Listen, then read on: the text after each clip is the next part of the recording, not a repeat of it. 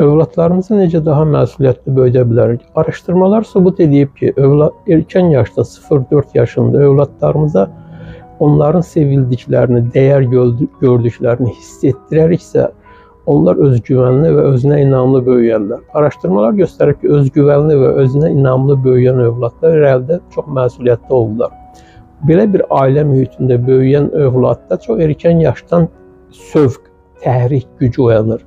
Sövq və təhrik gücü oyanan övladlarımızı oturmağa, iməkləməyə, qalxıb yeriməyə, atılıb düşməyə, oynamağa, geyinib soyunmağa, yeməyə məcbur etməyə ehtiyac yoxdur. Onlar bütün bunları təhrik gücü ilə çox həvəs edirlər. Belə bir ailə mühitində böyüyən övladlar həm irəliyə doğru zəhmətkeş olurlar, həm də çox məsuliyyətli olurlar. Araşdırmalar göstərib ki, övladlarımız ayaq tutub yeriməyə başladıqdan sonra ailə içərisində onlara kiçik-kiçik tapşırıqlar vermək lazımdır. Oğlum, Orxan, qızım, Nərgiz, bunu elə, onu bura gətir, bunu ora apar və s. Bu xırda-xırda tapşırıqlar vermək və bir də bəzən xüsusi bir tapşırıq vermək və onları həm öz dəyərini artırar, özlərinə inamı artırar, həm də onları çox məsuliyyətli edər.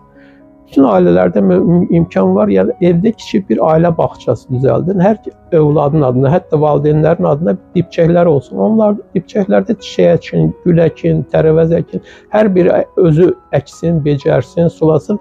Bu irəliyə doğru həm onun özgüvənini artırır, həm də ki, onu daha məsuliyyətli edər.